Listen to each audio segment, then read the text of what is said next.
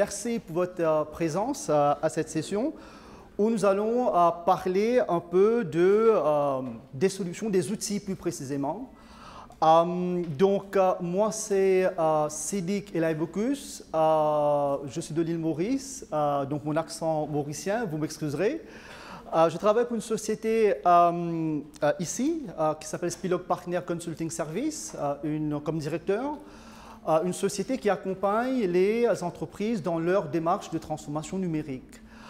L'objectif de cette session, c'est de pouvoir parler plus précisément comment découvrir, classifier, protéger et surveiller vos données sensibles. Parce qu'on doit protéger ces données, mais on doit avoir des bons outils pour pouvoir faire cela. Donc, moi, ce que j'enchaîne avec quelque chose qui est très important, à savoir, dans un monde sans frontières, les données vivent et se déplacent partout. Ça, c'est une réalité. Aujourd'hui, pour pouvoir protéger les données sensibles, c'est important avant tout de pouvoir les découvrir, savoir où ils sont, découvrir pour pouvoir les classifier pour les protéger, et aussi bien on doit les surveiller.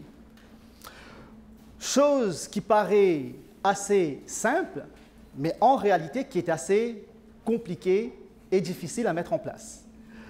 Donc c'est un peu dans cette optique précise que moi je vais vous présenter un outil unifié qui s'appelle Azure Information Protection, donc AIP tout court. C'est un outil cloud, mais qui ne stocke pas des données. C'est un outil tout court. Les données restent chez vous. Donc, AIP, plus précisément, il vous aide à protéger les données sensibles tout au long de leur cycle de vie, à l'intérieur comme à l'extérieur de votre entreprise. À titre d'exemple, vous avez des données sensibles. Ces données sensibles peuvent être sur votre GED, mais aussi bien sur votre Dropbox, aussi bien sur Gmail. Donc, un document qui contient des informations sensibles, on doit pouvoir les protéger. Et cet outil, aujourd'hui, nous permet de faire cela. J'avais le choix de pouvoir faire défiler des dizaines de slides pour vous présenter cet outil, mais moi, je suis plus un démo guy. Donc, j'aime d'ordinaire voir pour croire. Et c'est pourquoi ce que je vais faire, je vais tout de suite là passer sur une démonstration pour vous faire un tour d'horizon d'AIP et aussi bien de vous montrer l'expérience utilisateur. Et si on a le temps, si le temps nous permet, parce que j'ai un minuteur qui est ici, certainement je passerai sur toute cette partie qui est de couleur rouge.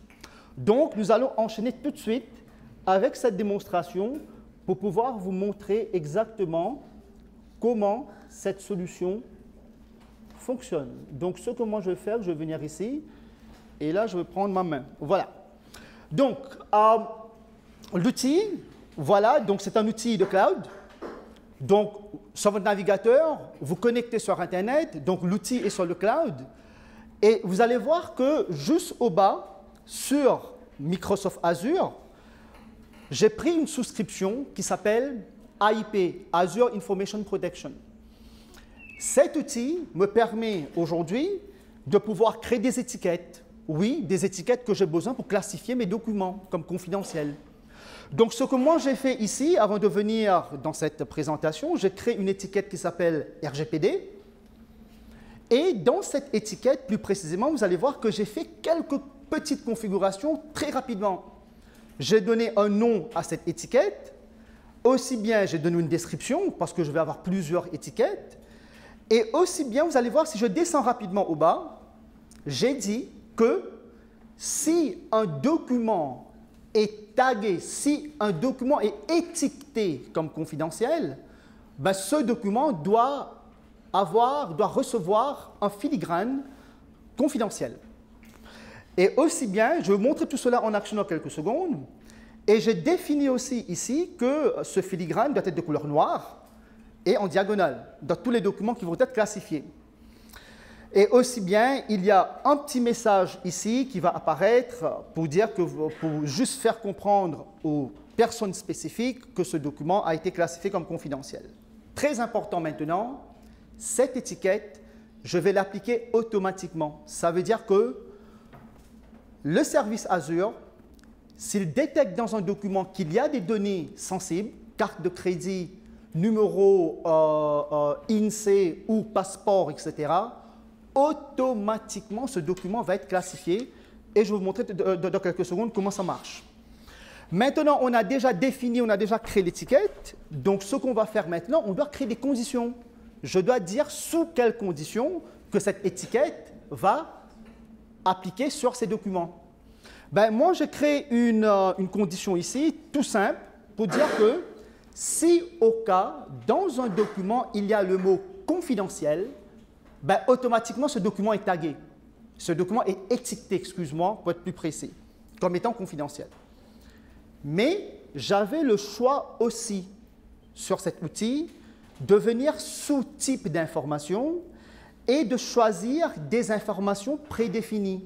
À titre d'exemple, je peux, sur cet outil, choisir ici, à titre d'exemple, je vais mettre France. Et là, vous allez voir qu'il me permet aujourd'hui de choisir des informations prédéfinies. Et si dans ces documents, il y a ces informations, ben, automatiquement, le document va être classifié comme étant confidentiel. Ben, moi, je ne vais pas configurer ça, je vais garder la condition très simple. Donc, s'il y a confidentiel comme mot, ben, il va le classifier. Donc, ce que je vais faire ici maintenant, très rapidement, je vais aussi bien dans le même outil configurer la protection pour dire tout simplement que un document qui a été étiqueté comme confidentiel, ben, ce document-là, c'est uniquement, vous allez voir dans quelques secondes, les gens dans mon entreprise, ici, et sélectivement quelques utilisateurs sur Gmail peuvent avoir accès comme lecteur. Tout ça a été défini sur cet outil, rien de compliqué, pas la peine d'avoir un bac plus 8 pour aller configurer d'ordinaire AIP. Donc très simple au final. Maintenant, comment ça marche? L'expérience utilisateur, c'est ça que maintenant nous allons voir. Maintenant, nous sommes sur un poste client. Voilà, sur ce poste client, on a téléchargé cet utilitaire qui s'appelle AIP Viewer. On l'a installé sur tous les postes. Maintenant, ce qui va se passer, les utilisateurs au sein de votre entreprise, ce qu'ils peuvent faire, ben, ils peuvent venir choisir les documents, donc les documents Word, les fichiers JPEG, les documents PDF, etc. Un clic droit, et là, ils ont l'option de pouvoir classifier et protéger ces documents. Donc, ils vont cliquer sur « Classifier » et là, en un clic, je peux maintenant classifier ces documents comme étant confidentiels ou respectant ou avec l'étiquette RGPD, etc. En un clic, document classifié et aussi bien protégé en même temps. Là où ça devient hyper intéressant maintenant, et j'en ai 6 minutes, je suis en train de regarder mon minuteur, là où ça devient très intéressant, ben, nous allons prendre un exemple où il y a un utilisateur, il est en train de travailler sur un document, il a mis une information confidentielle. Ben, écoute, il a oublié que c'est une information confidentielle, l'oubli c'est l'humain comme on dit, il sauvegarde ce document. Du moment qu'il clique sur sauvegarder ce document, sur ce poste est connecté sur le service de AIP, automatiquement, sur le tas, qu'on appelle dynamiquement, ce document est classifié comme confidentiel. Avec l'étiquette qu'il faut, et maintenant, ce document a toutes les protections qu'on a déjà définies. Ça veut dire que personne en dehors de ma société peut avoir accès à ce document. Ça, c'est la puissance et l'efficacité de l'outil AIP. Maintenant, j'ai 5 minutes. Ce qu'on va faire maintenant, on va voir maintenant comment cet outil va protéger les documents tout au long de leur cycle de vie. À titre d'exemple, on va prendre un exemple très simple. Disons ce document qui a été protégé a été envoyé à quelqu'un, M. X, et M. X l'a sauvegardé sur son GED, SharePoint, Laserfish, Jalios, etc.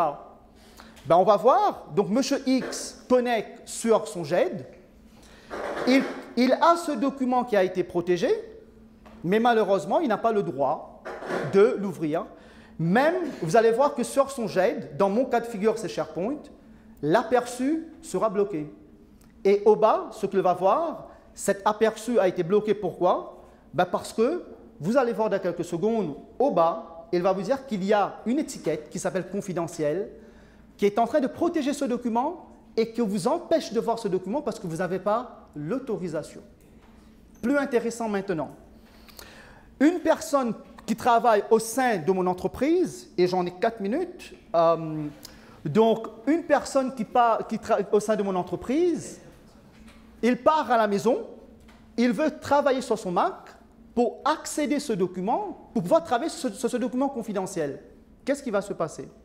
Donc, la personne part à la maison, il connecte sur Internet, il va télécharger les documents sur son GED, il vient sur son Mac, bon, il est sur son Mac d'ailleurs, il double-clique sur ce fichier. AIP, automatiquement, sait que ce poste-là, c'est un poste personnel. Ce n'est pas le poste de la société. Et là, il force l'utilisateur à s'authentifier en double facteur. Donc, l'utilisateur va recevoir un code sur son portable. Il doit mettre ce code pour pouvoir s'authentifier, pour ouvrir et lire ce document. Ça, c'est l'expérience sur Mac. Maintenant, on va terminer, et j'en ai 3 minutes 28 pour être plus précis. Donc, là, l'utilisateur peut accéder au document sans aucun problème. Mais qu'est-ce qui se passe si, au cas où, on veut protéger un email avec AIP? Donc, dans mon cas de figure, j'ai un email très important, confidentiel, que je dois envoyer à quelqu'un qui s'appelle Simon sur Gmail. Ben, je vais envoyer cet email automatiquement, voilà.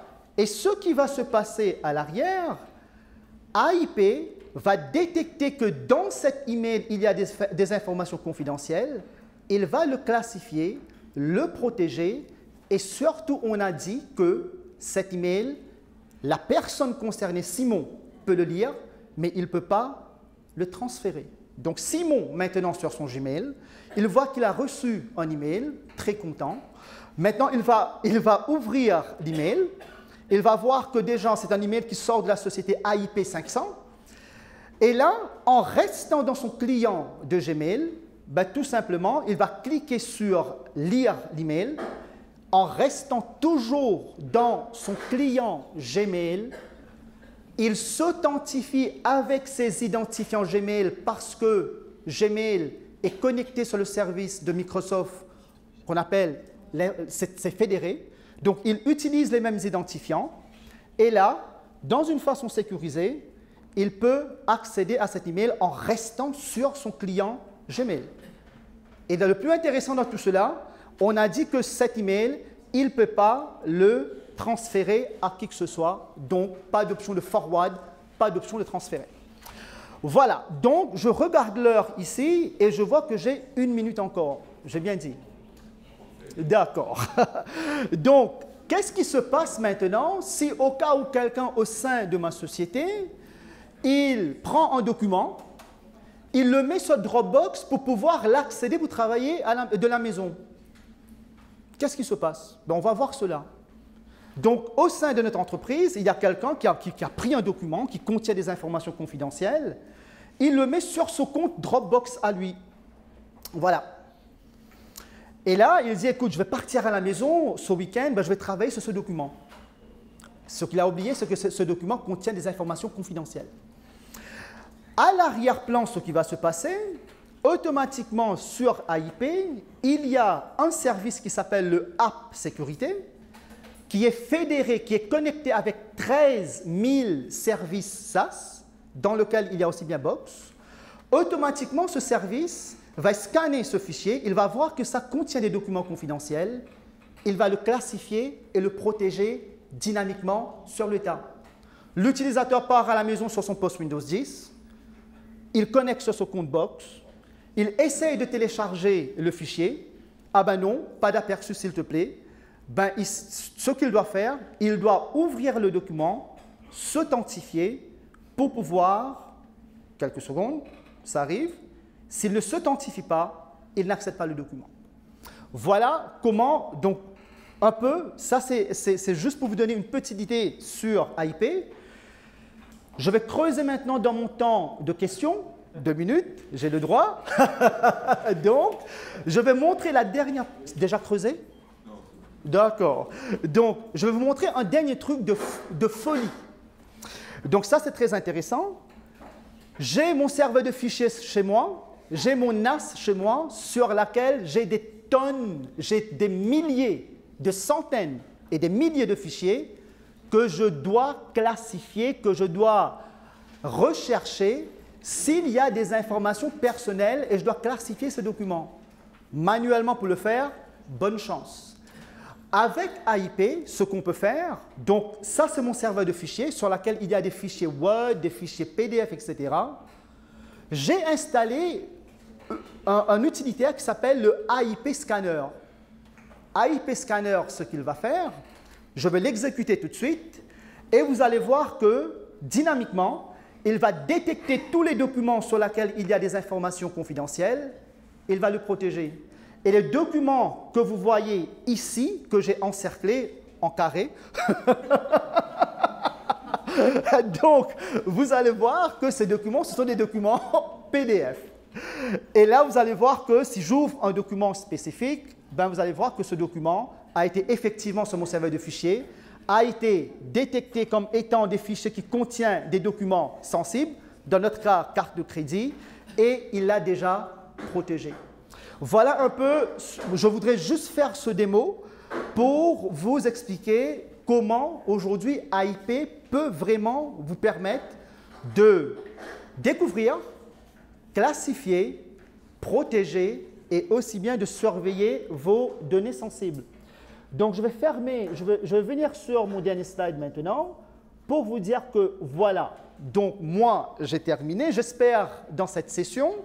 Vous avez pu voir comment AIP peut vous aider dans vos démarches de classification et de protection de vos données dans le cadre de RGPD. Une chose que je vais vous dire, n'allez pas utiliser des outils disparates pour pouvoir classifier, rechercher des documents. Vous terminerez avec des usines à gaz. Tant que c'est possible, utilisez des outils unifiés. Voilà, moi j'ai terminé. Je crois que j'en ai 2 minutes encore, si je ne me trompe pas. Place aux questions si vous en avez.